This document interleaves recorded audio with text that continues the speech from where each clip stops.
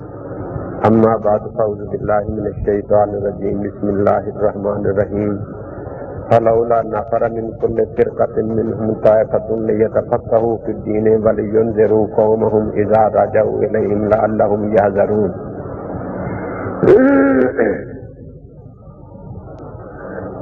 یہ ایک سوال نامہ ہے اہل تقلید سے چند سوالات اور لمحہ فکریہ۔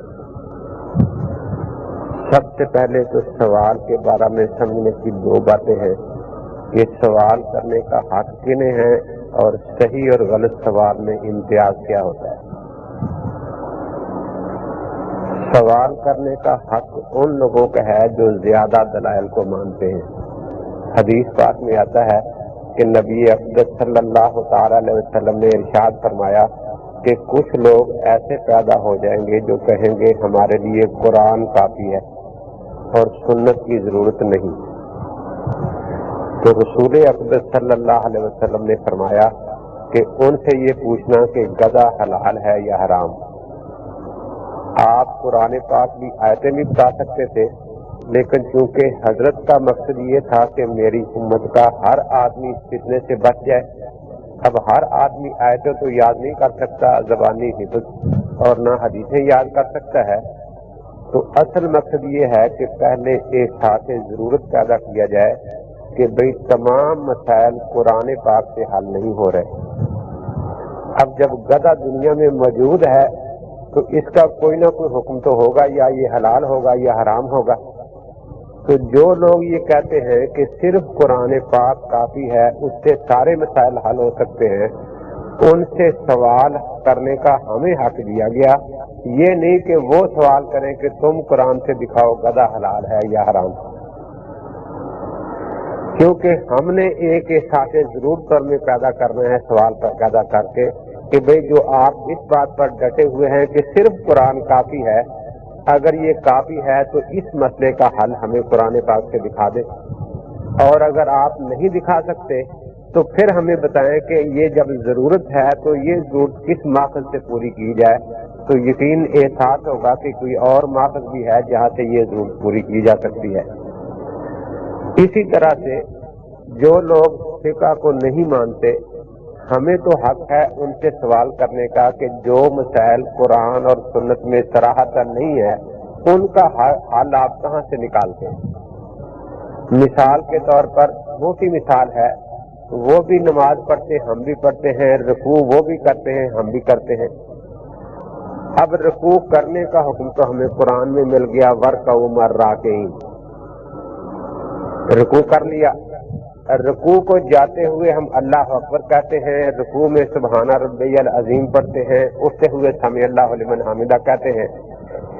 یہ چیزیں قرآن میں نہیں ملی، یہ ہمیں سنت میں ملی، تو ایک دوسرے ماخذ کی ضرورت پڑی۔ اب یہ کہ ان وظائف کو آہستہ آواز سے کہنا ہے یا اونچی آواز سے، اس کا ذکر کسی حدیث میں بھی نہیں ہے۔ امت کا تعامل جو آ رہا ہے اجماع اسی سے پتہ چلا کہ یہ وظائف ہم آہستہ ادا کریں گے، اور قیاس ہوتا ہے کوئی نئی ضرورت پیدا ہو جائے تو اس کا حل کتاب و سنت کے قاعدوں سے تلاش کرنا۔ اب ہم رکوع میں گئے، سبحان ربی العظیم پڑھنا تھا، بھول کر سبحان ربی الاعلیٰ پڑھ لیا، اب نماز باطل ہو گئی یا سجدہ سہو ہوگا، کیا ہوگا؟ یہ مسئلہ نہ قرآن پاک میں ہے صراحتاً، نہ حدیث سنت میں ہے، اور نہ ہی امت کے اجماع سے ثابت ہے۔ تو مجتہد نے قواعد سے بتایا کہ چونکہ یہ سنت ہے اور سنت کے ترک سے نماز نہ باطل ہوتی ہے نہ سجدہ سہو لازم ہوتا ہے، اس لیے تمہاری نماز ہو گئی۔ تو دیکھو ایک رکوع میں ہمیں چاروں دلیلوں کی ضرورت پیدا ہوگی۔ اب ہمیں تو حق ہے ان سے یہ پوچھے کہ اگر آپ قرآن اور حدیث سے آگے کچھ نہیں مانتے تو آپ جو رکوع کی تسبیحات اور تکبیرات آہستہ کہتے ہیں، اس کی کوئی آیت یا حدیث ہمیں سنائیں کہ آپ نے یہ مسئلہ کہاں سے لیا۔ یقیناً وہ قیامت تک پیش نہیں کر سکتے۔ حدیث کی کتابوں میں تو اس سے الٹ ملے گا کہ صحابہ بیان فرماتے ہیں کہ ہم نے حضرت سے فلاں تسبیح سنی رکوع میں اور یاد کر لی۔ ظاہر ہے کہ دوسرا جب سنے گا تو حضرت اونچی پڑھ رہے ہوں گے پھر ہی سنے گا نا، لیکن کسی جگہ یہ نہیں ہے کہ حضرت آہستہ پڑھ رہے تھے۔ تو اسی طریقے سے تیسرا مسئلہ ہم ان سے پوچھنے کا حق رکھتے ہیں. اب الٹا وہ ہم سے پوچھے کہ جی یہ حکم ہمیں حدیث سے دکھاؤ، تو ہمارا تو دعویٰ یہ نہیں ہے کہ یہ حدیث میں موجود ہے. تو پہلی بات تو یہ ہے کہ سوال کرنے کا حق ہمیں ہے یا انہیں ہے.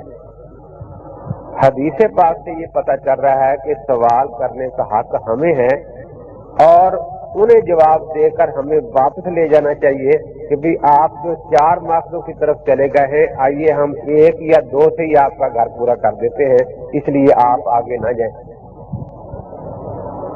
دوسرا یہ کہ سوال صحیح اور غلط کون سا ہوتا ہے. جس طرح ہر مقدمے میں 2 فریق ہوتے ہیں، ایک مدعی ایک مدعا علیہ. گواہ ہمیشہ مدعی کے پیش کرتا ہے اور جرح ہمیشہ مدعا علیہ کرتا ہے. تو یہاں بھی مناظرے میں ایک مناظر کو مدعی کہتے ہیں جو دلیل سے اپنی بات ثابت کرے گا، دوسرے کو سائل کہتے ہیں جو اس کی نفی کرے گا. تو سوال وہی ہوگا جو مدعی کے دعوے کے مطابق ہے. آپ دعویٰ کر رہے ہیں کہ اتحیات کی ساری عبارت حدیث کی کتاب میں ہے. اب کوئی کہے کہ نہیں جی قرآن سے دکھاؤ تو میں مانوں گا ورنہ میں نہیں مانتا، تو اس کا یہ سوال غلط ہے. ہاں یہی سوال آپ اہل قرآن سے جب کریں جو اس کا دعویٰ ہے کہ سب کچھ قرآن میں ہے، اس سے آپ پوچھ سکتے ہیں کہ آپ اتحیات جو نماز میں ساری امت پڑھ رہی ہے قرآن پاک سے دکھا سکتے ہیں. اگر وہ نہ دکھائے تو اس کا دعویٰ غلط اور باطل ہو جائے گا. تو ایک ہی سوال بعض اوقات ایک جگہ صحیح ہوتا ہے اور دوسری جگہ غلط ہوتا ہے. تو غیر مقلدین کو سوال کرنے کا حق نہیں ہے، کیونکہ جب سب کچھ قرآن اور حدیث میں موجود ہے تو ہم سے وہ کیا پوچھنے آتے ہیں. یا تو پہلے وہ دعویٰ کریں کہ یہ باتیں ہمیں قرآن حدیث میں نہیں ملی، اس لیے اب وہ اس بارے میں پریشان ہیں. پہلے نعرہ تو یہی لگاتے ہیں کہ اہل حدیث کے 2 اصول اطیع اللہ اطیع الرسول.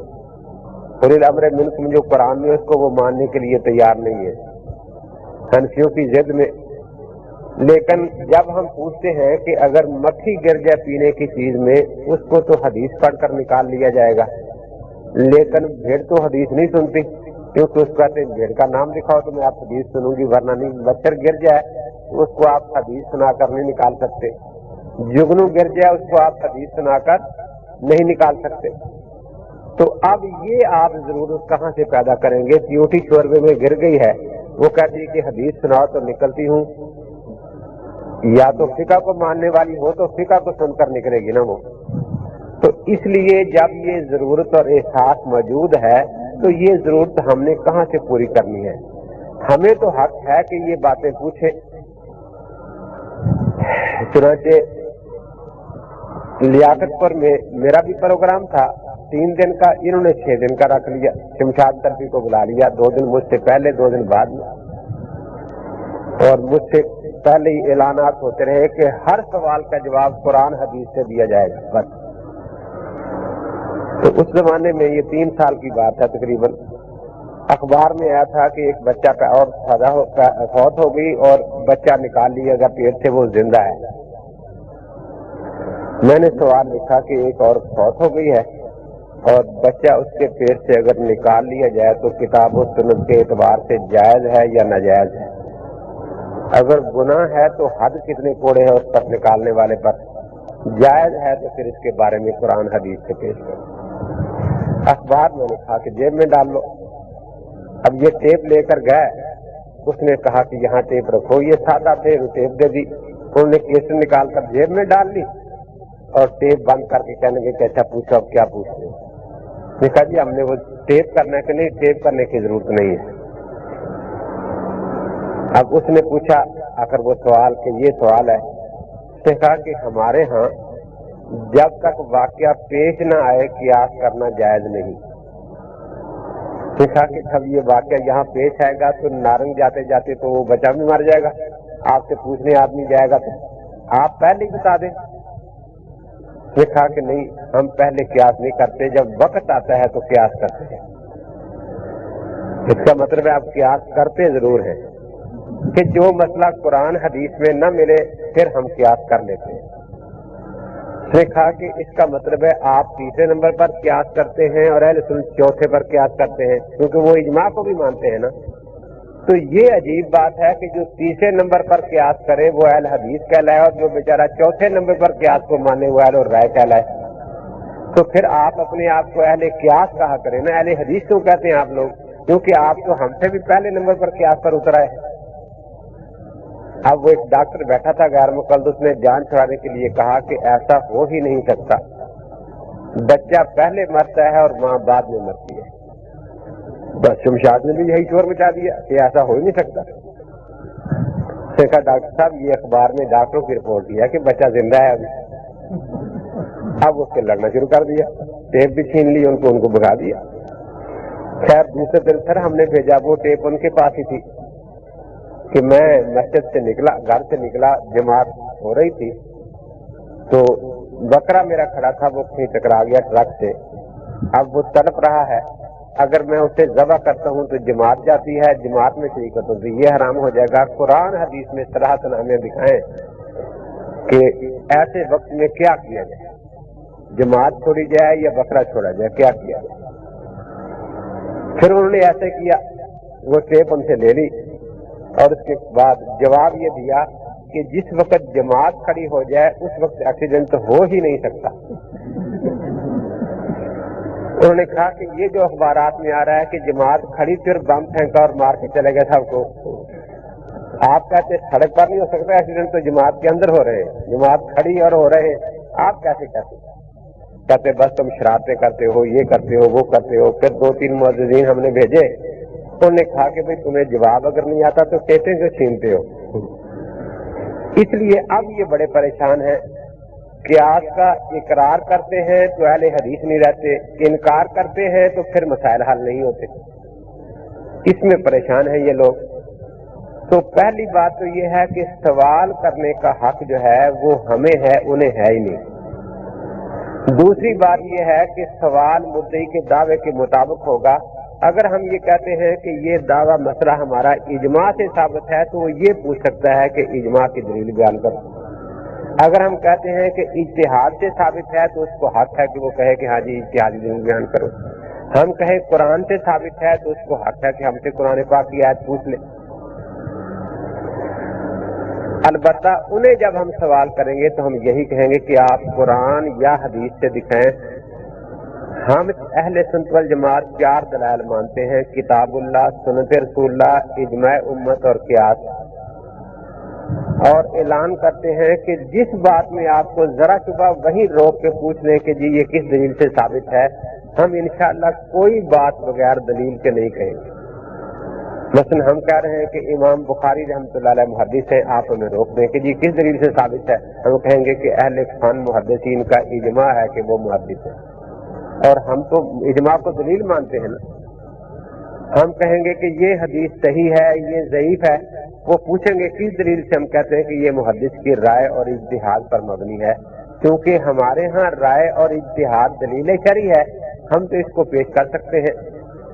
ان سے بھی اگر یہ ان کا دعویٰ برحق ہے کہ ہم صرف قرآن اور حدیث مانتے ہیں، تو جب وہ حدیث پڑھے پہلا سوال یہ ہوگا کہ یہ حدیث جو صحیح ہے، تو کہے گا ہاں کہ اللہ تعالی نے صحیح فرمایا یا رسول پاک نے، کیونکہ اس کے علاوہ تو کسی کی بات آپ کے ہاں دلیل نہیں ہے۔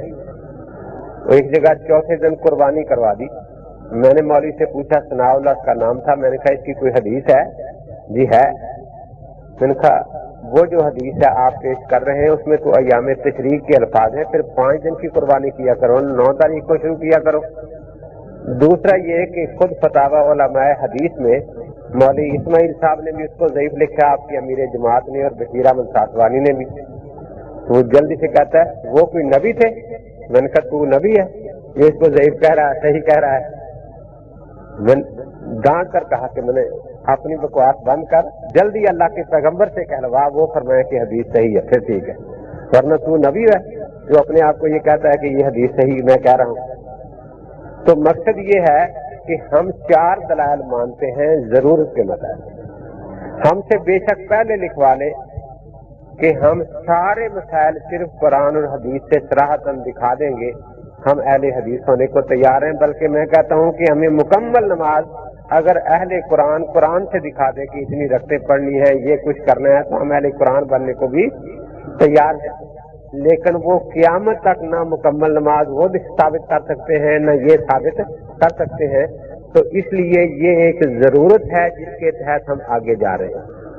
تو سوال کے بارے میں 2 باتیں میں نے بتائی. مجموع الزوائد کی 7ویں جلد میں حدیث ہے، نبی اقدس صلی اللہ تعالی علیہ وسلم ارشاد فرماتے ہیں کہ میری امت میں آخری زمانے میں سوالات کا فتنہ پھیلایا جائے گا، اور سوالات کا مقصد جو ہے وہ یہ نہیں ہوگا کہ انہوں نے سمجھنا ہے، بلکہ مقصد یہ ہوگا کہ سادہ لوگوں کے ذہنوں میں شبہات پیدا کر دیے جائیں سوالات کر کر کے، تاکہ ان کا جو دین ہے وہ مضبوط نہ رہے اور ان کے دل میں وساوس اور شبہات پیدا ہو جائے.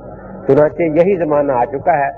قادیانی ہے وہ ہم سے سوالات کرتے ہیں، شیعہ ہیں ہم سے سوالات کرتے ہیں، غیر مقلد ہیں ہم سے سوالات کرتے ہیں، لیکن ہمارے سوالات کا کوئی بھی جواب دینے کو تیار نہیں ہے.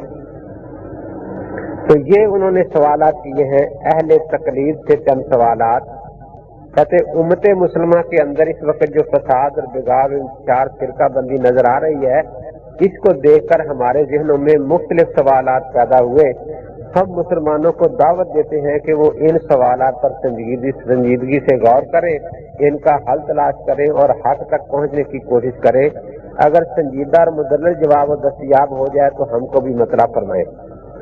پہلا سوال تو یہ ہے کہ تقلید ان کے کہنے سے بھی کم 4ویں صدی سے شروع آ رہی ہے، اور یہ سوالات 14ویں صدی میں ذہن میں پیدا ہوئے ہیں.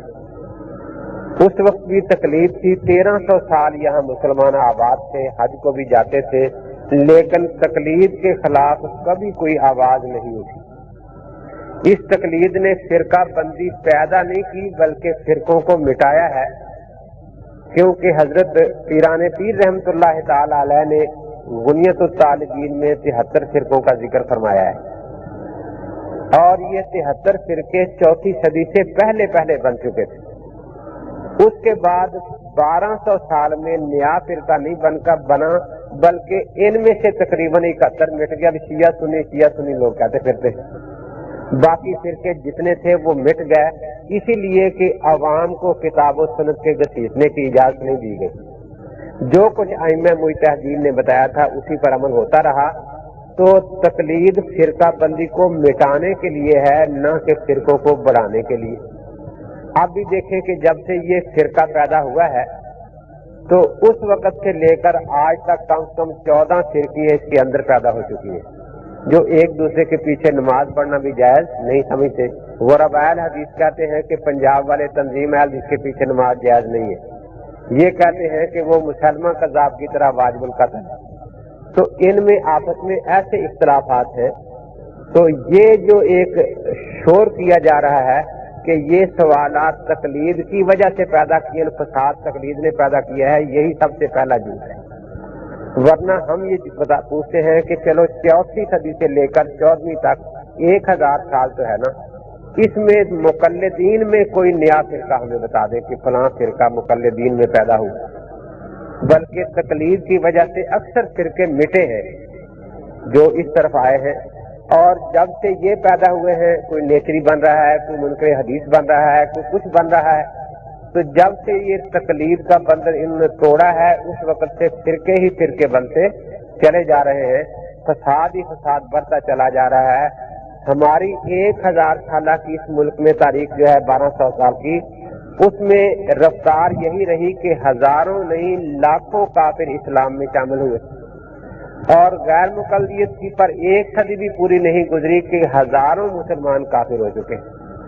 اور دین سے بیزار ہونا تو اس کا ادھا نتیجہ خود یہ لوگ مان رہے ہیں نا کہ اس فرقے نے سوائے دین بیزاری کے اور کوئی چیز مسلمانوں کو نہیں دی. اب یہ سوالات جو اس کے ذہن میں پیدا ہوئے ہیں، کیا اس کا مدار قرآن حدیث پر ہے یا قیاسات پر ہے؟ قیاس بھی شرعی قیاس نہیں، تفسیر جن کو کہتے ہیں ظن اور تخمین. تو یہی سوال اگر کرنے سے یا کوئی اہل حدیث تو ثابت نہیں ہوگا تو مرزائی بھی کر سکتا ہے سوال. اور اکثر یہ شیعوں سے چوری کیے ہوئے ہیں کیونکہ شیعہ ہمارے مد مقابل میں شروع سے آ رہے ہیں. اب پہلا سوال یہ ہے کہ تقلید کی تاریخ اور اس کی شرعی حیثیت کیا ہے، یعنی واجب یا فرض یا حرام. تو پہلے تو یہ سمجھے کہ تقلید ہم کب کرتے ہیں.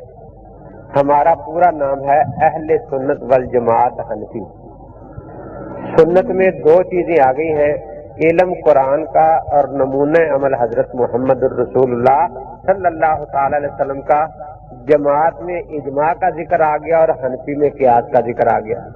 گویا ہمارا نام ایک کامل نام ہے جس میں ہماری چاروں دلیلوں کا ذکر آ گیا. یہ اپنے آپ کو اہل حدیث کہتے ہیں. گویا قرآن، اجماع اور قیاس کا انکار ان کے نام سے نکل رہا ہے کہ یہ نہ قرآن کو مانتے ہیں. پھر ایک دن کہنے لگا جی قرآن بھی تو حدیث ہے نا، اللہ نزل احسن حدیث. تو پھر کہا پھر یہ نعرہ کیوں لکھتے ہیں کہ اطیع اللہ اطیع الرسول، قرآن حدیث قرآن حدیث. یہی کہا کرو کہ ہم صرف حدیث مانتے ہیں اور حدیث کی کتابیں 6 نہیں ہیں، 7 ہے. سیاستہ تو خود ان کے نام میں جی حدیث کا لفظ قرآن میں آتا ہے. ان کا پھر کیا ہو جائے گا؟ حدیث کا لفظ قرآن میں آتا ہے تو بات کے معنی میں آتا ہے. حل عطا کا حدیث و فرعون، حدیث الجنود فرعون و ثمود. میں نے کہا پتہ نہیں آپ فرعون کی حدیث مان کر اہل حدیث ہیں یا ثمود کی حدیث مان کر اہل حدیث ہیں. اب یہ کون فیصلہ کرے گا؟ آخر یہ بھی تو قرآن پاک میں ہے نا. وجعلناہم احادیث، ہم نے ان کو افسانے بنا کے رکھ دیا. تو حدیث کے کئی معنی ہیں. حدیث قدیم کی ضد ہے تو حدیث سے بدعت بھی مراد ہوتی ہے، اس لیے اہل حدیث مانا بدعتی ہو سکتا ہے. حدیث بات کو بھی کہتے ہیں. تو اہل سنت ہے جو حضرت کے طریقے پر چلے، اور اہل حدیث ہے جو صرف باطنی ہو، باتیں بنا سکتا ہو اور کچھ بھی کرنے والا نہ ہو. تو ہم تقلید 3 قسم کے مسائل میں کرتے ہیں. ایک تو وہ مسائل جن میں کتاب و سنت میں کوئی صراحت نہیں ہے، جیسے میں نے چیونٹی وغیرہ کی مثال دی. تو ظاہر ہے کہ یہ مسائل حدیث کے خلاف نہیں ہیں بلکہ حدیث سے مستنبط ہیں. دوسرے وہ مسائل ہیں کہ جہاں احادیث میں کچھ تعارض ہے اور اس تعارض کو اگر رسول پاک نے خود رفع فرما دیا تو ہمیں مجتہد کی طرف جانے کی ضرورت نہیں. مثلا حضرت پاک نے خود فرما دیا کہ 3 دن کے بعد قربانی کا گوشت رکھنے سے میں نے منع کیا تھا، اب اجازت دیتا ہوں. تو آپ صلی اللہ علیہ وسلم کی پہلی اور پچھلی بات خود آپ کی بات سے واضح ہو گئی. اب ہمیں کسی مجتہد کی طرف جانے کی ضرورت نہیں. لیکن اگر 2 حدیثیں ایسی مل جائیں جن میں بظاہر کچھ اختلاف نظر آ رہا ہو اور رسول اقدس صلی اللہ تعالی علیہ وسلم نے اس بارے میں کوئی فیصلہ بیان نہ فرمایا ہو تو پھر ہم مجتہد کی طرف جاتے ہیں. مثلا ایک طرف رفع دین کرنے کی حدیث آ گئی، ایک طرف نہ کرنے کی آ گئی. اونچی آمین کی حدیث آ گئی، آہستہ آمین کی حدیث آ گئی. تو اگر تو حضرت پاک خود فرما دے کہ بھئی یہ بات پہلے کی ہے، یہ بات کی ہے، اس کو ہم ناسخ منسوخ کہتے ہیں. جس طرح ہم سارے نبیوں کو برحق مانتے ہیں لیکن اتباع صرف اپنے پیغمبر صلی اللہ تعالی علیہ وسلم کی کرتے ہیں. ابراہیم علیہ السلام یا آدم علیہ السلام ان کا کوئی حکم ایسا نکل آیا جو ہمارے پیغمبر پاک ان کے حکم احکام کے خلاف ہو تو ہم ان کو منسوخ سمجھتے ہیں، ان پر عمل نہیں کرتے. سب کو ماننے، حق ماننے کا یہ مطلب نہیں کہ ایک دن حضرت کی شریعت کے مطابق اس ہفتے جمعہ پڑھ لیں اور اگلے ہفتے عیسیٰ علیہ السلام کے طریقے پر اتوار کی بات کر لیں اور اس سے اگلے ہفتے یہودیوں کے طریقے میں سبت کی عبادت کر لیں تاکہ سب کو مانا جا سکے. کبھی بہن سے شادی کر لیں تاکہ ہم آدم علیہ السلام کی شریعت پر عمل کر لیں. ہم برحق سب کو مانیں گے، لا نفرق بین احد من رسلہ، لیکن اتباع صرف اور صرف اپنے پاک پیغمبر حضرت محمد الرسول اللہ صلی اللہ تعالی علیہ وسلم کی کریں گے. ان کا مقابلہ ہوگا ابراہیم علیہ السلام کے ساتھ، آدم علیہ السلام کے ساتھ، موسیٰ علیہ السلام کے ساتھ. ان کی شریعتوں کے جو احکام منسوخ ہیں ہم ان پر عمل نہیں کریں گے. اسی طرح ہم ائمہ اربعہ کو برحق مانتے ہیں لیکن جہاں ہمارے امام اور ان میں اختلاف ہوگا تو وہاں ہم اصطلاحی طور پر اپنے امام کے قول کو راجح سمجھتے ہیں اور ان ائمہ کے اقوال کو مرجوح سمجھتے ہیں. جس طرح منسوخ پر عمل جائز نہیں ہے، مرجوح پر بھی عمل جائز نہیں ہے. در مختار میں رسل مفتی میں صاف لکھا ہے کہ الحکم والفتیہ بالقول مرجوح ہے باطل و خرق للاجماع کہ مرجوع قول پر کوئی جج فیصلہ کر دے قاضی یا کوئی مفتی فتویٰ دے دے تو اس پر عمل باطل ہے اور اس پر یہ اجماع کے خلاف فتویٰ دینا اس طرح. تو فرق یہی ہے کہ وہ ناسخ منسوخ ہوتا ہے، وہاں تو صراحت ہوتی. حضرت نے خود فرما دیا کہ پہلے میں نے قبروں کی زیارت سے منع کیا تھا، اب اجازت دے دیتا ہوں. اس کو ناسخ منسوخ کہا جاتا ہے. اور مجتہد جو ہوتا ہے یہ قواعد شریعہ پر نظر ڈالتا ہے کہ بھئی قواعد سے کیا نکلے گا. یہاں حضرت کا اپنا واضح فرمان تو موجود نہیں ہے. اب رفع دین کرنے یا نہ کرنے کی حدیثوں میں اگر حضرت پاک کا اپنا فیصلہ ہمیں مل جاتا، وہ فرما دیتے کہ پہلے میں رفع دین کرتا تھا اب نہیں کرتا، یا پہلے نہیں کرتا تھا اب کرتا ہوں، تو پھر ہمیں کسی مجتہد کی طرف جانے کی ضرورت نہ ہوتی. ایسا کوئی فیصلہ کسی کے پاس نہیں ہے. اس لیے اس انتخاب میں اپنے آپ کو اہل حدیث کہنا حضور پاک پر جھوٹ بولنا ہے. گویا یہ کہنا ہے کہ حضرت پاک نے ہمیں انتخاب کر کے دیا ہے کہ اس حدیث پر عمل کرو، یہ رفع جانے والی ہے، اس پر عمل نہ کرنا، اور یہ اللہ کے پاک پیغمبر پر جھوٹ ہے.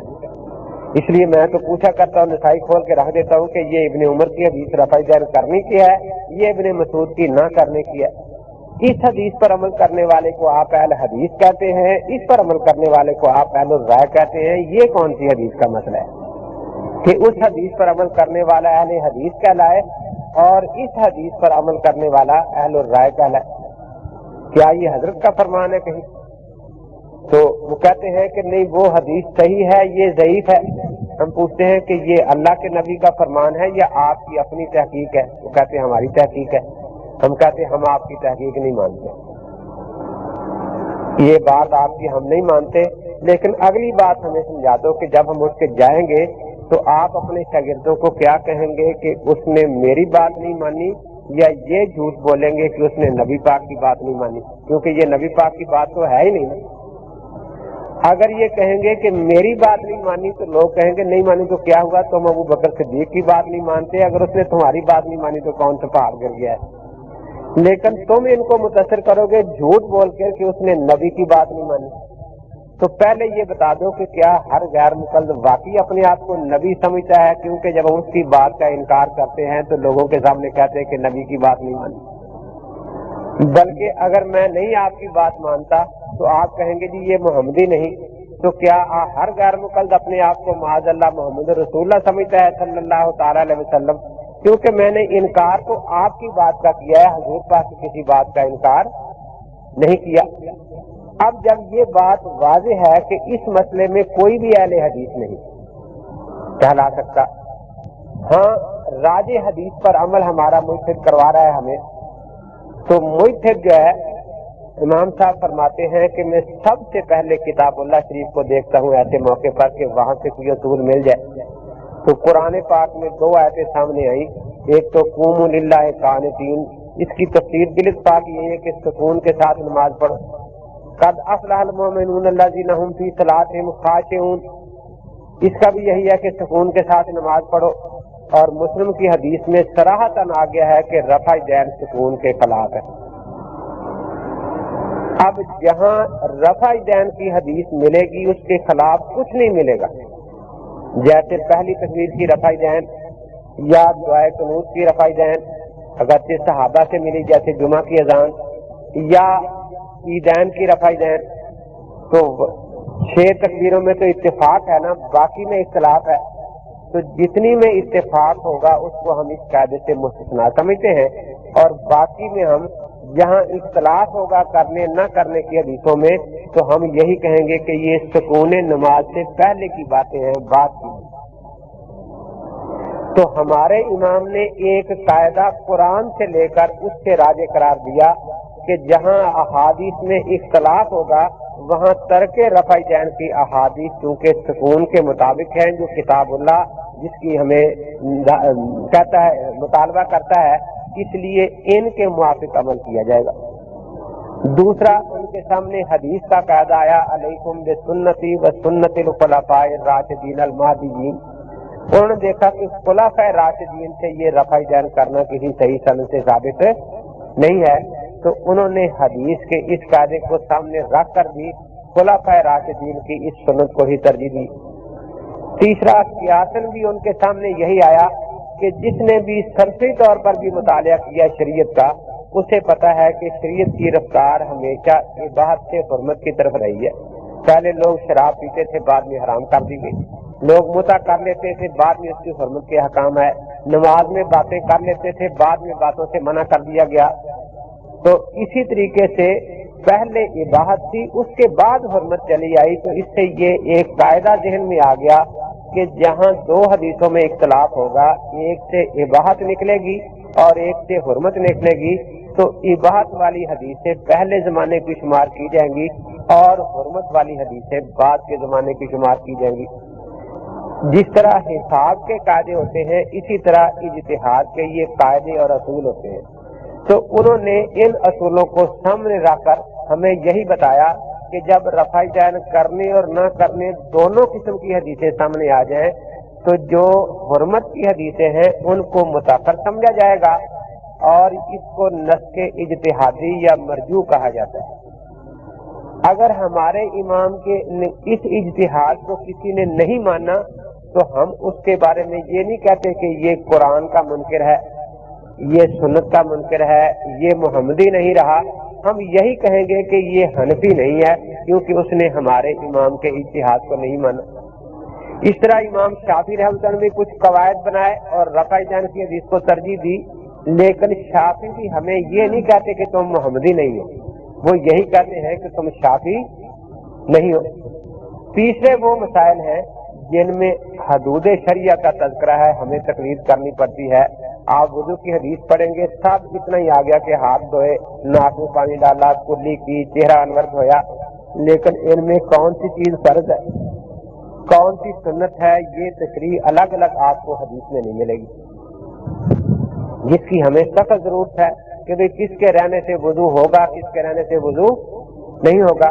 तो ये हदूद शरिया की तयीन कवायद शरिया को सामने रख के अमूमन मुजतहिदीन हज़रात ही फरमाते हैं। तो इसलिए ऐसे मसाइल जो किताब और सुन्नत में सराहतन न मिले, उन मसाइल को हल करने के लिए कवायद शरिया से मुजतहिद इज्तिहाद करके, अगर वो मुतारज हदीस है तो हमें राज हदीस पर ही अमल करवाता है और हम भी उसकी रहनुमाई में राज हदीस पर अमल कर रहे हैं। अगर उसमें कई एहतमाल हैं कि ये फर्ज है या वाजिब है या सुन्नत है, तो मुजतहिद हमें राज एहतमाल पर ही अमल करवा रहा है और हम भी उसी पर अमल कर रहे हैं। अगर वो सराहतन मज़कूर ही नहीं, जैसे मक्खी वगैरह की बात, च्यूंटी वगैरह की बात मैंने की है, तो वो किताब और सुन्नत से निकला हुआ मसला हमें बता रहा है, हम उसकी रहनुमाई में किताब और सुन्नत के ही मसले पर अमल कर रहे हैं। इसका नाम तकलीद होता है।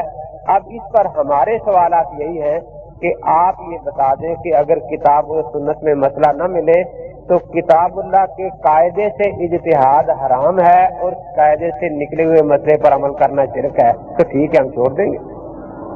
अगर किताबुल्लाह से कोई कायदा सामने आया तो सुन्नत रसूल से कोई कायदा सामने आ जाए तो उसके मुताबिक ऐसा फैसला कर देना और इजमा के कायदे से फैसला कर देना ये शिरक और हराम है, तो हम बिल्कुल मान लेंगे।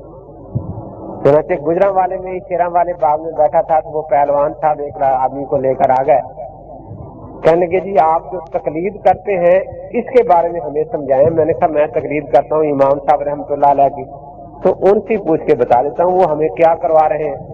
उनका वो फरमाते हैं कि सबसे पहले मसला किताबुल्लाह से लेता हूँ, तो अब आप फरमाएं कि अगर इमाम साहब किताबुल्लाह से मसला बताएं और हम मान लें तो मुशरिक हो जाएंगे। कहने का नहीं, ये तो तकलीद हम भी मानते हैं। मैंने कहा फरमाते हैं किताबुल्लाह में ना मिले, सुन्नत रसूलुल्लाह से मसला लेता हूँ, तो आप साथ साथ फैसला कर कोई आयत पढ़े कि अगर इमाम अबू हनीफा हदीस पढ़ के सुना दें तो उसको मानना शिरक है। कहने के नहीं, ये तो फिर हम भी मानते हैं। मैंने कहा वो फरमाते हैं कि अगर किताब और सुन्नत से मसला न मिले तो जिस मसले पर सहाबा का इजमा हो मैं उस मसले पर अमल करता हूँ, तो हम भी उसी पर अमल करते हैं। कहते ये तो हम भी मानते हैं। मैं क्या फरमाते हैं कि अगर सहाबा में इख्तिलाफ हो तो जिस तरफ खुलाफाए राशिदीन हो, ये मीज़ान कुबरा शरानी में है सारा वाकया, तो मैं उसके मुताबिक फतवा देता हूँ और सहाबा के कौल से बाहर नहीं निकलता। अगर सहाबा से भी ना मिले फिर मैं इज्तिहाद करता हूँ تو کوئی ایسی آیت یا حدیث ہے کہ مسئلہ کتاب اللہ سنت رسول اللہ صحابہ سے نہ ملے تو بھی اجتہاد حرام اور شرک ہے، تو ایسی حدیث کوئی ہے تو آپ پڑھ دیں. لیکن یہ تو تقلید ہم مانتے ہیں. پھر میں نے کہا جھگڑا کس بات کا ہے؟ تو یہ آیا اس طرح کتاب و سنت پر عمل کرنا ضروری ہے یا نہیں؟ تو کتاب و سنت کے جو مسائل صراحتاً سب کے سامنے ہیں ان پر تو عمل کرتے ہیں کتاب و سنت کا نام لے کر، لیکن جو مسائل ہم اس سے استنباط نہیں کر سکتے، ائمہ مجتہدین نے اس سے نکال لیے، ہم ان کی رہنمائی میں ان پر عمل کرتے ہیں. اگر تو کتاب و سنت کے سارے مسائل پر عمل واجب ہے، خواہ وہ تعلیلاً ثابت ہو یا تنسیصاً، تو پھر مقدمۃ الواجب واجب کے تحت اجتہاد یا اجتہاد نہ کر سکے تو تقلید واجب ہوگی. اس لیے ہم اس کو واجب قرار دیتے ہیں کہ تقلید واجب ہے، نبی پاک کی اتباع فرض ہے، کیونکہ وہاں معصومیت ہے، کسی قسم کا ظنیت نہیں ہے. اور یہاں چونکہ ظنیت ہے اس لیے ہم اس کو فرض نہیں قرار دیتے، واجب قرار دیتے ہیں. اب اس کا بھی فرض تھا کہ وہ اس کو لکھتا کہ یہ شرک یا حرام ہے کیا ہے.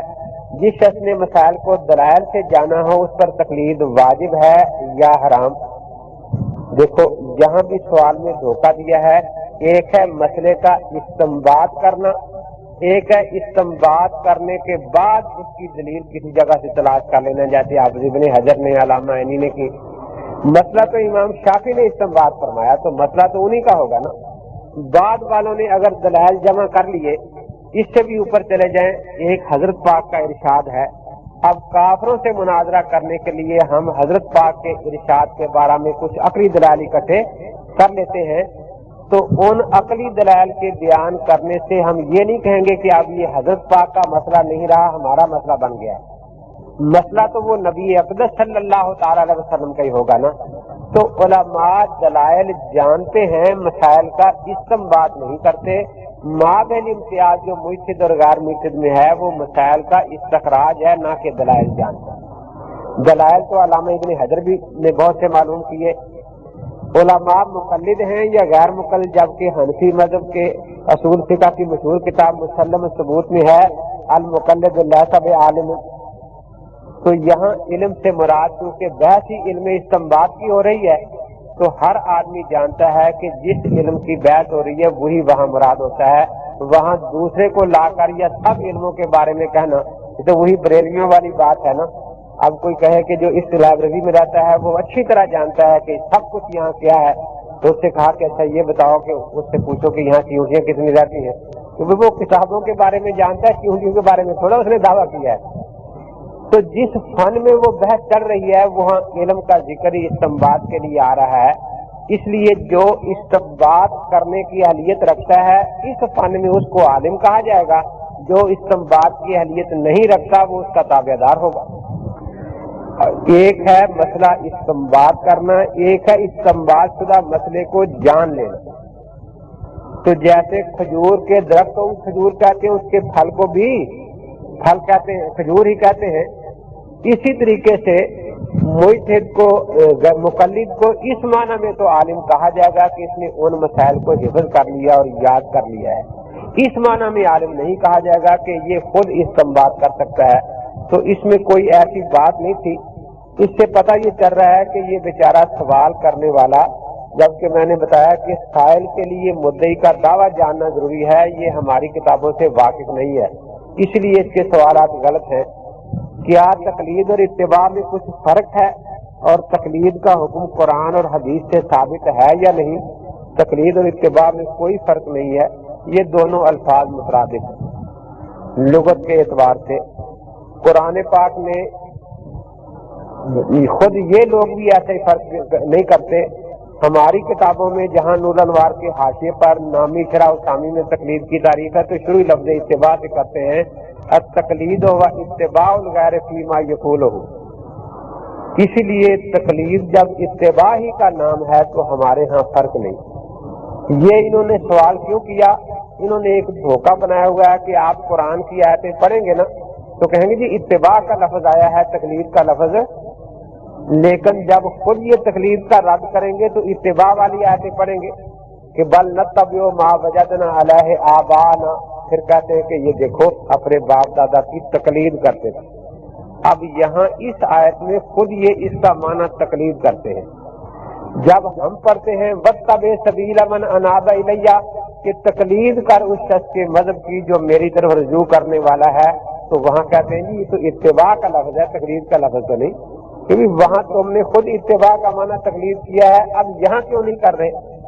ہم یہی کہتے ہیں کہ اتباع جو ہے یہ خود نہ اچھی چیز ہے نہ بری چیز ہے۔ آپ کسی کے ساتھ جا کر نماز پڑھ لیں گے، لوگ کہیں گے اچھے کام میں تابع داری کی، کسی کے ساتھ جا کر چوری کر لیں گے، لوگ کہیں گے برے کام میں تابع داری کی۔ کافروں کی کفر میں اتباع کرنا یہ واقعی کفر ہے، حرام کاموں میں اتباع کرنا کسی کی یہ واقعی حرام ہے، لیکن حلال اور واجب کاموں میں کسی کی طرف وہ حلال اور واجب ہوگی۔ تو اس لیے اب جو پہلی آیت پڑھتے ہیں بل نتبع ما وجدنا علیہ آبانا، اس کا یہ مطلب نہیں ہے کہ باپ ہونا کوئی گناہ ہے۔ گناہ کی بات تو آگے لکھی تھی کہ کیوں نہیں کرنی، اولو کانوا آباؤہم لا یعقلون شیئا ولا یہتدون۔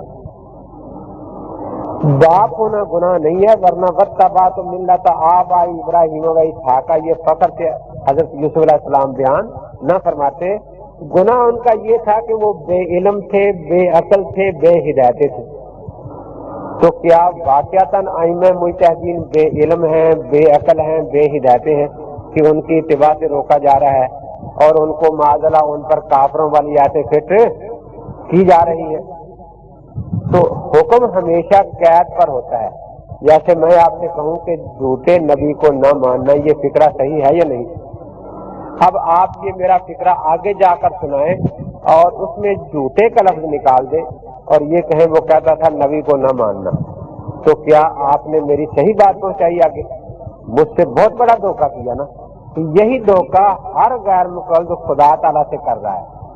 اللہ تعالیٰ نے فرمایا تھا کہ ایسے باپ دادا کی تقلید نہ کرنا جو بے عقل ہیں، بے علم ہیں، بے ہدایت ہیں۔ یہ کہتے ہیں سرے سے باپ دادا کی تقلید کرنا ہی نہ، کہا وہ کیسے ہی ہو۔ تو ان دونوں باتوں میں کتنا فرق ہے کہ جھوٹی حدیث کو نہ ماننا اور یہ کہنا کہ حدیث کو سرے سے نہ ماننا۔ تو اس لیے تقلید اور اتباع میں کوئی فرق نہیں ہے، یہ فرق عرف میں بعد میں کیا گیا ہے۔ جیسے نعت اور حمد دونوں کا معنی تعریف ہے، مدح کا معنی بھی تعریف ہے، لغت کے اعتبار سے ان میں کوئی فرق نہیں، لیکن عرف میں اب حمد کہتے ہیں اللہ کی تعریف کرنے کو اور نعت کہتے ہیں نبی پاک کی تعریف کرنے کو۔ اب آپ کے سامنے جلسے میں کوئی اعلان کرے کہ بھی فلاں ہمارے صوفی صاحب جو ہیں یہ اللہ کی نعت سنائیں گے، تو سب لوگ سوچیں گے یہ کہاں سے آ گیا ہے۔ کوئی کہے کہ حضور پاک کی حمد گائی جائے گی آج، تو لوگ سوچیں گے کہ یہ عرف کے خلاف ایک بات کر رہے ہیں۔ تو یاد رکھتے تقلید جو ہے یہ اچھی بھی ہوتی ہے بری بھی ہوتی ہے۔ جیسے دودھ کا لفظ بھینس کے دودھ کے لیے بھی بولا جاتا ہے، خنزیرنی کے دودھ کے لیے بھی بولا جاتا ہے۔ اب کہیں خنزیرنی کے دودھ کو حرام لکھا اور وہاں سے نکال کر کہیں کہ بھینس کا دودھ بھی حرام ہے، بکری کا بھی حرام ہے۔ ہم حرام کو حرام ہی کہتے ہیں، حلال کو حلال کہتے ہیں۔ تو اس لیے تقلید خود کوئی ایسی چیز نہیں ہے، نہ اچھی نہ بری، اس کا تعلق جیسا ہوگا، اگر اچھی بات سے ہے تو اچھی ہو جائے گی، بری بات سے ہو تو بری ہو جائے گی۔ ایک تو کہنے لگا کہ جس تقلید کا لفظ کسی انسان کے لیے کبھی استعمال ہوا ہی نہیں، قرآن میں آتا ہے ولل قلائد، جانوروں کے لیے استعمال ہوتا ہے کہ جانوروں کے گلے میں وہ پٹا ڈالتے۔ دیکھا قرآن پاک میں سے جو آپ نے لفظ نکالا ہے اس سے تو تقلید کی تعریف نکل رہی ہے، کیونکہ وہ قلائد جو ہیں وہ خنزیروں کے گلے میں نہیں ڈالے جاتے، وہ تو حرم پاک کی نیاز جو جانور ہیں ان کا ذکر ہے نا۔ تو اس سے تو پتہ چلا کہ یہ اتنا مبارک چیز ہے کہ اگر جانور کے گلے میں بھی قلادہ پڑ جائے تو وہ بھی واجب الاحترام ہو جاتا ہے، تو اگر انسان کے گلے میں ہو پھر زیادہ واجب الاحترام ہوگا یا نہیں۔ روپڑی صاحب نے یہ شاہ کوٹ کے مناظرے میں کہا کہ قلادہ کہتے ہیں پٹے کو، اور پٹا کس کے گلے میں ڈالا جاتا ہے؟ تو وہ ساتھ بیٹھے ہوتے ہیں نا شبان جن کو کہتے ہیں یوتھ فورس، وہ جو قداس الاسنان صفا الاعلام کے کامل مصداق ہوتے ہیں، وہ جلدی سے بولے جی کتے کے گلے میں مثل قائل حدیث زندہ باد۔ میں نے کہا کہ بھی اس کا تو ہم انکار نہیں کرتے کہ اس کا معنی پتہ نہیں ہوتا ہے، لیکن اس کا معنی ہار بھی ہوتا ہے، دونوں معنی اس کے موجود ہیں۔ ہار انسانوں کے گلے میں ہوتا ہے اور پتہ کتوں کے گلے میں ہوتا ہے، تو کتوں نے کتوں والا معنی یاد کیا ہوا ہے اور انسانوں نے انسانوں والا معنی یاد کیا ہوا ہے، نظر اپنی اپنی پسند ہے اپنی اپنی۔ تو اب چاہیے تو یہی نا کہ انسانوں والا معنی یاد رکھے، انسان کو کیا ضرورت ہے کتوں والا معنی یاد کرنے کی، تو کتوں کو پسند ہوگا ایسا معنی۔ تو اس قسم کے ڈھکوسلے ہوتے ہیں۔ وہ عبد الرحمان نیالیا غیر مقلد بنا ہے، بہت بڑا مرکز ابن القاسم ان کو بنا دیا ہے وہاں ملتان میں۔ وہ تقریر کر رہا تھا کبیر والے میں، پہلے مماتی تھا، دیوبندی پہلے بھی نہیں تھا، کہ قرآن بخاری شریف سے قلادہ کا لفظ انسان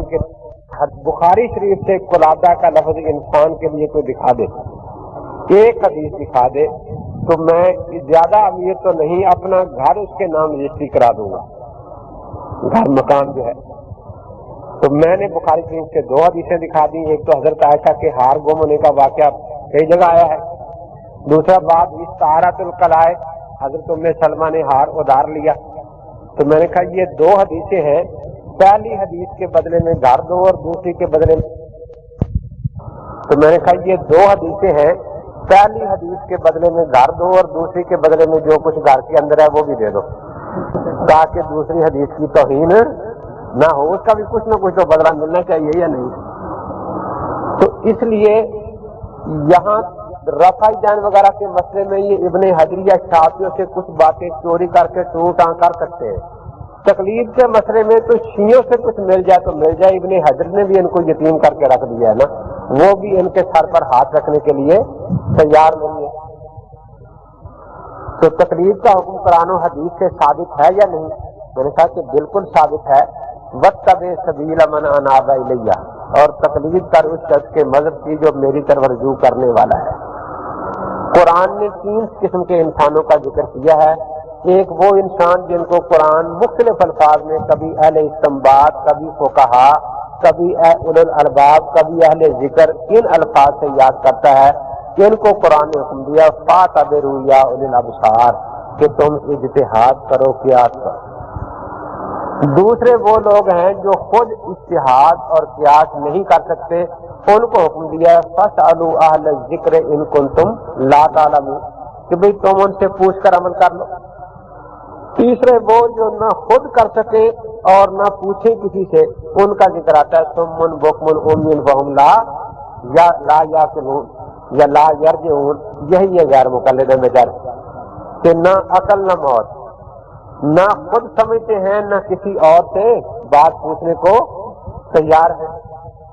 تو اس لیے آگے ہے تقلید شخصی کی کیا تعریف ہے، تقلید شخصی خیال قرون میں تھی یا نہیں؟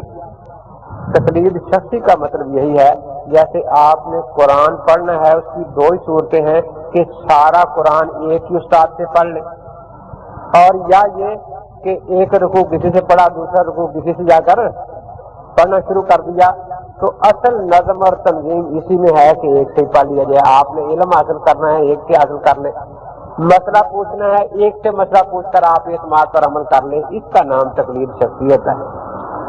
اور غیر شخصی یہ ہے کہ کبھی اس سے پوچھ لیا کبھی اس سے پوچھ لیا۔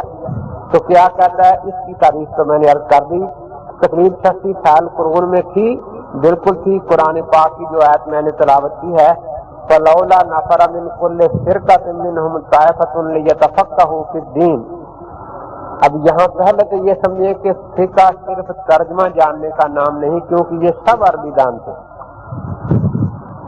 اور صحابہ کی تعداد 1,00,000 سے زائد لکھی گئی ہے، لیکن ان میں فتویٰ دینے والے صرف 6 یا 7 تھے جو مقصرین میں ہیں، جن کے 1-1 2-2 فتوے ہیں، وہ زیادہ سے زیادہ ابن قیم نے 122 تک تعداد پہنچائی ہے، حالانکہ وہ سب ان کی مادری زبان عربی تھی، وہ ہم سے بہت زیادہ قرآن کو سمجھتے تھے، لیکن ہر صحابی بھی فتویٰ نہیں دیتا تھا۔ اسی لیے قرآن نے تقسیم کی کہ الذین یستنبطونہ منہ۔ شاہ ولی اللہ رحمۃ اللہ تعالی علیہ فرماتے ہیں کہ ہمہ صحابہ در یک مرتبہ نہ بودن، قرۃ العینین میں لکھتے ہیں بعض ازاں مجتہد بودن و بعض مقلد، اور پھر یہی یاد لکھتے ہیں لعلمہ الذین یستنبطونہ منہ۔ تو اب اللہ تبارک و تعالی نے فرمایا کہ سارے صحابہ جہاد کو نہ جاؤ، کچھ فقیہ بنو۔ وہ جب فقیہ بنیں گے تو کہاں جائیں گے؟ لینذروا قومہم۔ اب پوری قوم جو ہے وہ اپنی قوم کے فقیہ کی ہی باتوں پر عمل کرے گی، اسی کا نام تقلید شخصی ہوتا ہے نا۔ حضرت کے زمانہ میں حضرت معاذ رضی اللہ تعالی یمن میں پہنچے تو پورے یمن میں ان کی ہی تقلید شخصی ہوتی تھی نا۔ تو خیل قرون میں بالکل تقلید شخصی موجود تھی، اس میں کوئی شک نہیں۔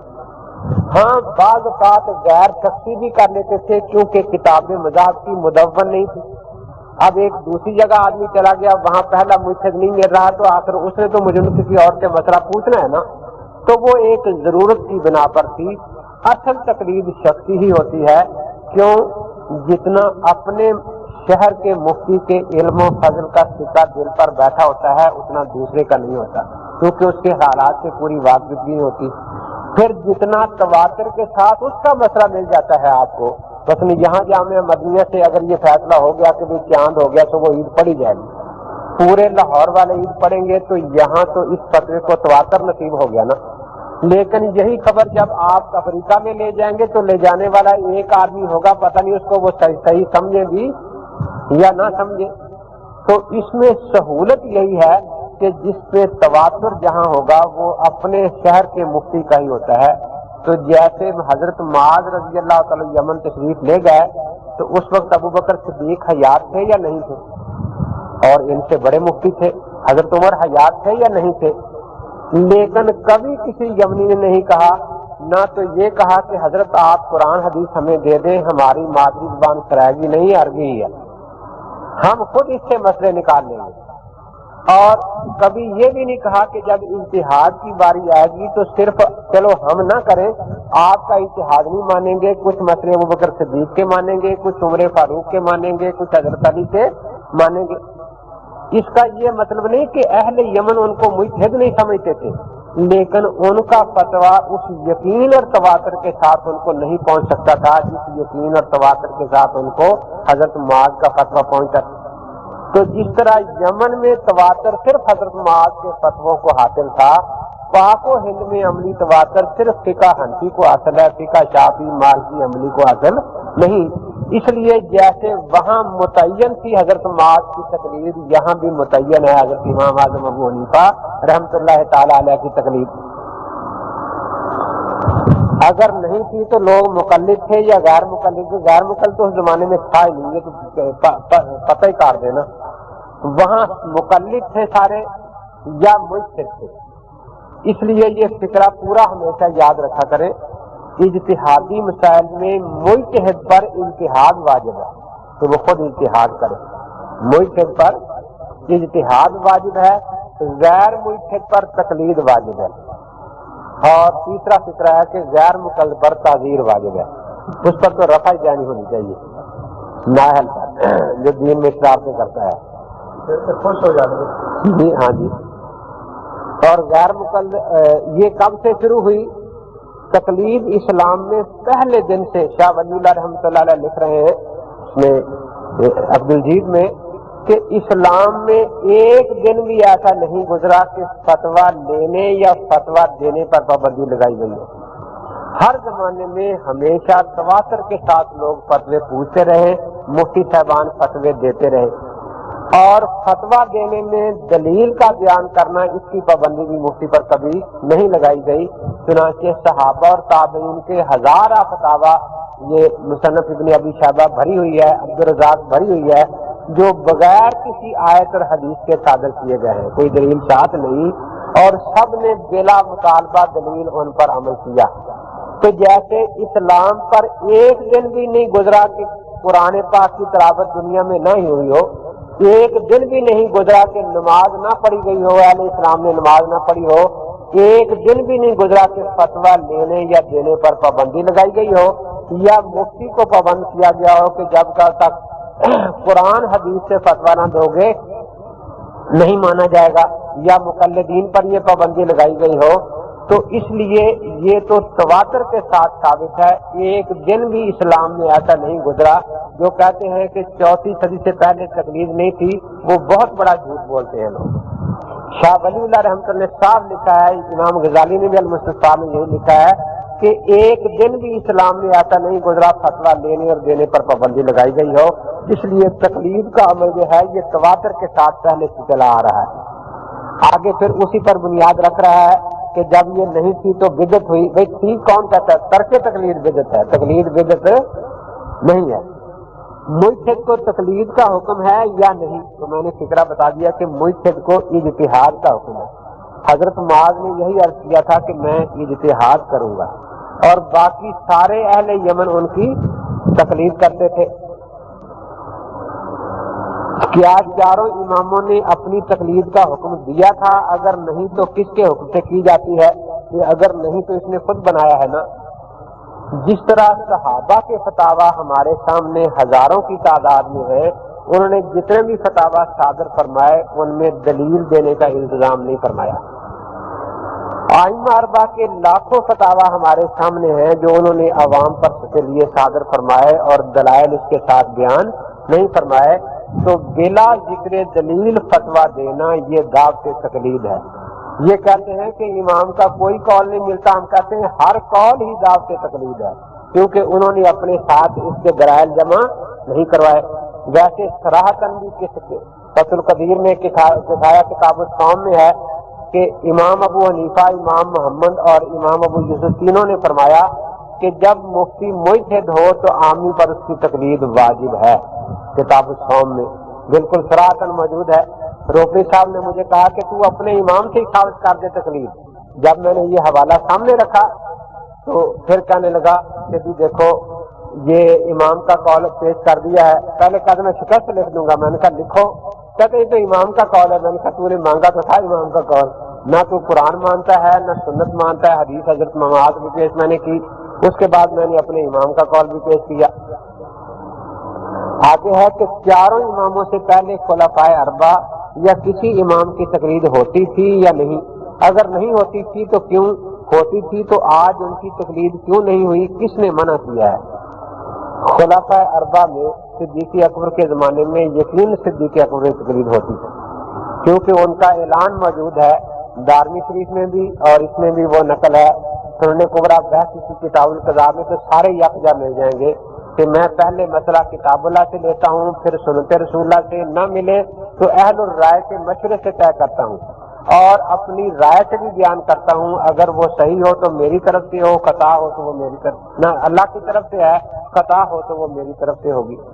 تو سارے لوگ ان کے فتووں پر عمل کرتے تھے۔ یہی منشور حضرت عمر رضی اللہ تعالیٰ عنہ کا تھا، یہی منشور حضرت عثمان، بلکہ ان کے ہاتھ پر تو بیعت اسی شرط پر ہوئی تھی کہ وہ شیخین کی سنت پر کی تقلید کریں گے تو ان کو خلیفہ مانا جائے گا۔ یہی منشور حضرت علی کرم اللہ تعالیٰ وجہ کا تھا۔ ہزاروں فتاویٰ ان کے موجود ہے، سینکڑوں جن میں انہوں نے بلا ذکر دلیل فتویٰ صادر فرمایا ہے اور لوگوں نے اس پر عمل کیا ہے۔ تو اس لیے ان کی تقلید ہوتی رہی ان زمانوں میں۔ رہا یہ کہ اب کیوں نہیں ہوتی، تو اس لیے کہ ان کے وہ اصول اور فروع مدون اور متواتر نہیں ہے۔ تو یہ تو ایک ایسا ہی دھوکہ ہے کہ تم بخاری شریف کیوں پڑھتے ہو، ابو ہریرہ کی کتاب کیوں نہیں پڑھتے حدیث کی؟ بھئی ہم بالکل بخاری شریف چھوڑ دیں گے، اگر ابو ہریرہ کی کتاب لے آؤ تو اسی طرح کی ہو ہم اس کو ماننا شروع کر دیں گے، فرق کیا ہے؟ لیکن بخاری کی کتاب چھڑا کر پرویز کی کتاب ہمیں دو، اس کو تو ہم ماننے کے لیے تیار نہیں ہے نا۔ اگر ائمہ اربعہ کی یہ مرتب فقہ اور اصول فقہ ہمیں دے دیں، ہم ابھی چاروں ائمہ کو چھوڑ کر ان کی تقلید شروع کر دیں گے، لیکن چونکہ ان کا مسلک متواتر طور پر ہمارے ہاں نہیں آ رہا، بلکہ جو ان کے متواتر مسائل تھے وہ خود ائمہ اربعہ نے لے لیے، اس لیے اب ان کے ذریعے ان کی تقلید ہو رہی ہے۔ جیسے ساتوں قاریوں کے ذریعے صحابہ والا قرآن پڑھا جا رہا ہے یا نہیں پڑھا جا رہا؟ اسی طرح ائمہ اربع کے ذریعے خلفائے اربع کے مسائل پر عمل ہو رہا ہے۔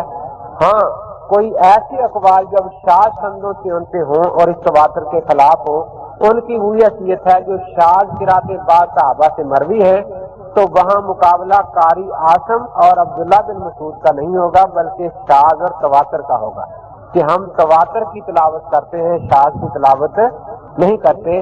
اس لیے اگر ان حضرات کی طرف منسوب شاذ سندیں ہوں جو تواتر کے خلاف ہوں تو ان پر ہمارا عمل نہیں ہوگا۔ اب کہتے کس نے منع کیا؟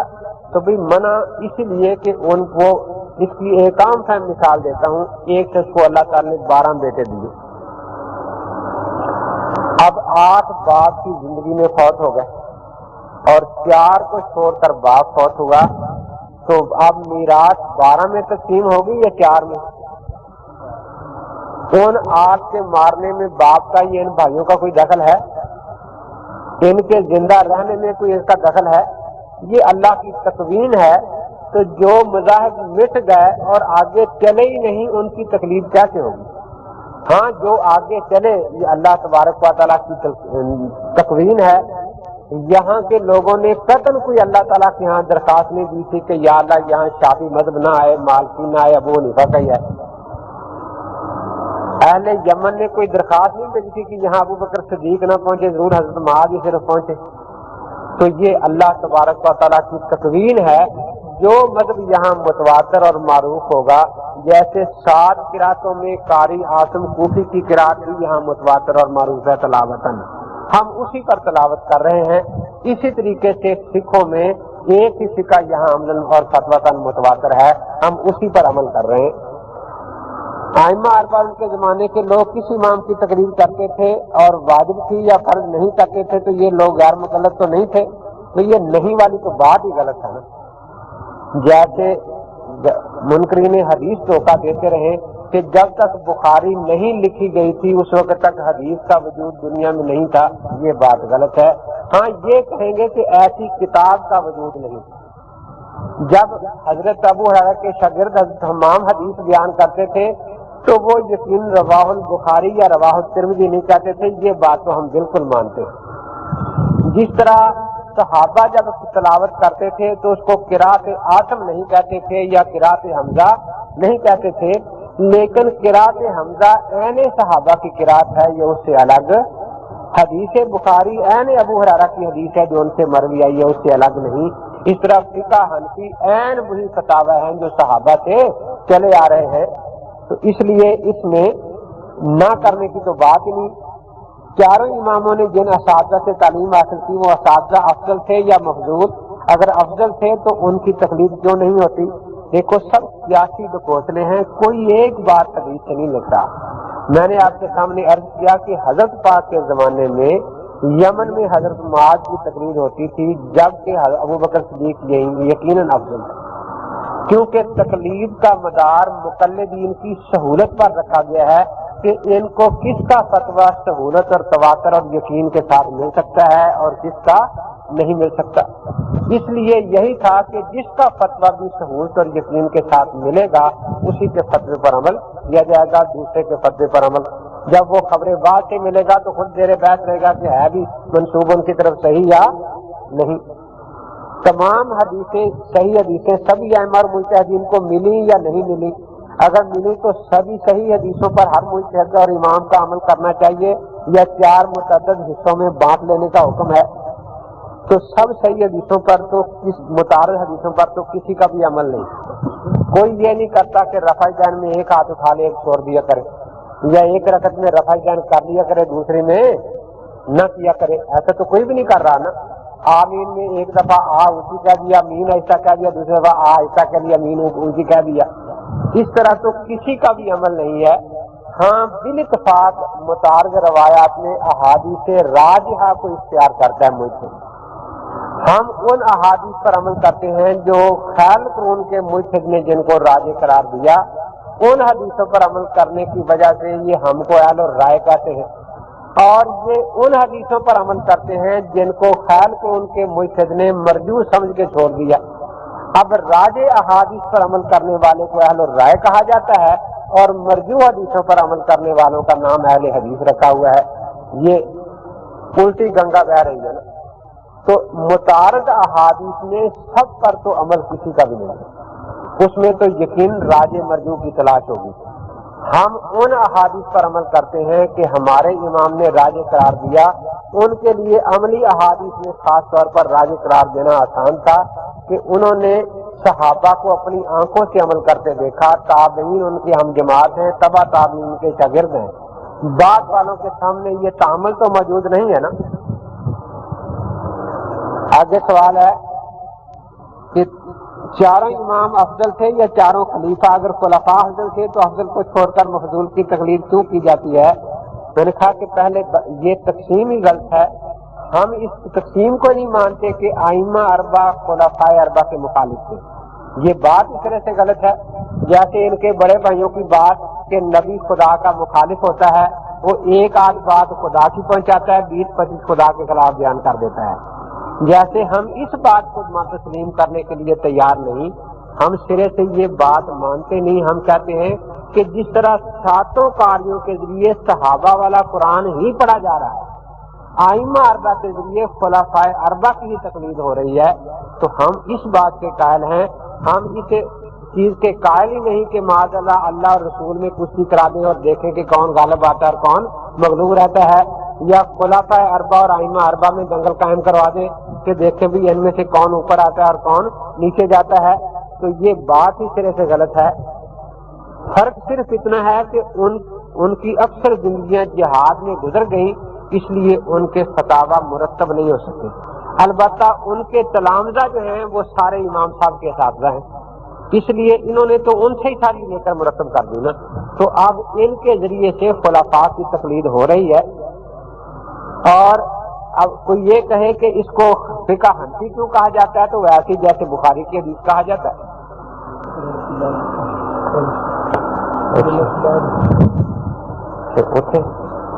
جمعے تو چاروں بر حق کیسے ہوئے؟ اگر چاروں بر حق ہیں تو ایک کی تقلید واجب اور باقی کی حرام کیوں؟ تو جن مسائل میں اختلاف ہے ان کا، ان کی حیثیت بالکل ایسے ہے جیسے قبلہ کے وقت، تحریر کے وقت قبلہ میں اختلاف ہو جاتا ہے۔ اب جہاں قبلہ بالکل معلوم ہے شہر میں کہ اس طرف مغرب ہے اور قبلہ ہے، تو وہاں تو اختلاف کی گنجائش نہیں، لیکن جہاں چار آدمی ایسے موجود ہوں گے، کوئی نہ بتانے والا ہے نہ جہت کا پتہ چلتا ہے، تو وہاں حکم یہی ہے کہ تحریک کے ساتھ نماز پڑھو۔ اب چار آدمیوں نے چار طرف نماز پڑھ لی، یقیناً چاروں طرف قبلہ نہیں تھا، لیکن عند اللہ چاروں کی نماز قبول ہو گئی۔ تو اسی لیے ہم کہتے ہیں اگرچہ قبلہ ایک ہی ہے اصل، اور جب اچھی طرح جانتا ہو تو قبلے کی طرف پشت کر کے یا اس کو دائیں بائیں رکھ کر نماز جائز نہیں، قبلے کی طرف ہی نماز جائز ہے۔ لیکن امت کا اجماع ہے کہ اس مسئلے میں چاروں کی نماز صحیح ہے۔ اب اس کو کوئی یوں بگاڑ کے پیش کرے کہ دیکھو جی قبلے کی طرف منہ کرنے والے کی نماز بھی صحیح ہے، پشت کرنے والے کی نماز بھی صحیح ہے، یہ کیسے دونوں حق ہو سکتی ہیں؟ جبکہ پوری امت ایسے مسائل بھی ان کو حق مانتی ہے، کیونکہ اس کے حق میں قبلہ ہی وہی جہت قرار دی جائے گی عند اللہ۔ اسی طرح جو ائمہ کے یہاں اس قسم کا اختلاف ہے تو اس میں اگرچہ حق ایک ہوگا لیکن عمل چاروں کا عند اللہ مقبول ہوگا۔ فرق یہ ہے کہ جو عند اللہ ثواب پر بھی اس کو اللہ تعالیٰ 2 اجر عطا فرمائیں گے اور دوسرے کو 1 اجر ملے گا۔ اس لیے میں کہا کرتا ہوں کہ ہمیں تو ان مسائل میں پریشانی کی ضرورت نہیں، عمل یقین مقبول ہے، اس وجہ سے رد نہیں ہوگا، اور اجر بھی ایک پکا اور یقینی ہے، اور دوسرے کی اللہ تعالیٰ کی رحمت سے انشاءاللہ امید ہے، تو پھر ہمیں پریشان ہونے کی اس بات میں کیا ضرورت؟ ائمہ اربعہ کا وجود بحیثیت امام پہلی صدی ہجری میں نہ تھا، تو پہلی صدی ہجری کے لوگ مقلد تھے یا غیر مقلد، ان کی نجات ہوگی یا نہیں جبکہ وہ خیر القرون تھا؟ تو جس طرح ائمہ سیاستہ کا وجود دوسری صدی میں نہیں تھا، وہ تو پہلی صدی میں نہیں تھے نا، اور وہ لوگ نہ بخاری پڑھتے تھے نہ ترمذی پڑھتے تھے، تو کیا ان کی نجات ہوگی یا نہیں؟ تو میں نے عرض کیا کہ یہ احادیث اس زمانے میں موجود تھی، قرآن ساتوں قاریوں سے پہلے بھی موجود تھا۔ جس طرح محدث کی طرف صرف نسبت اس کے جمع کرنے کی وجہ سے ہے، قاری کی طرف نسبت اس کے جمع کی وجہ سے ہے، فقہا کی طرف نسبت بھی ان مسائل کے جمع کرنے کی وجہ سے ہے۔ اس لیے یہ سمجھنا کہ صحافتہ والوں سے پہلے ساری دنیا منکر حدیث تھی، اور یہ سمجھنا کہ ان 7 قاریوں سے پہلے دنیا میں قرآن موجود نہیں تھا، اسی طرح کی حماقت یہ ہے کہ ائمہ اربعہ سے پہلے سمجھنا کہ فقہ موجود ہی نہیں تھی۔ ہاں، جیسے اس وقت اس کو قرات عاصم نہیں کہا جاتا تھا، حدیث بخاری نہیں کہا جاتا تھا، ٹھیک ہے، اس کو فقہ حنفی نہیں کہا جاتا تھا۔ جیسے بعد میں اس کا نام حدیث بخاری رکھ لیا گیا، قرات عاصم رکھ لیا گیا، اور وہ کفر شرک نہیں بنا، تو اس کو فقہ حنفی کہنا بھی کوئی کفر شرک نہیں ہے۔ اگر اسلام دائر ہے 4 برحق اماموں میں، تو اگر شخص ایک کی تقلید کرے تو اس کو پورا اسلام ملا، یا ایسا تو نہیں کہ صرف ایک حصہ ملا اور باقی 3 حصے چھوٹ گئے؟ 4 اماموں کی تقلید کے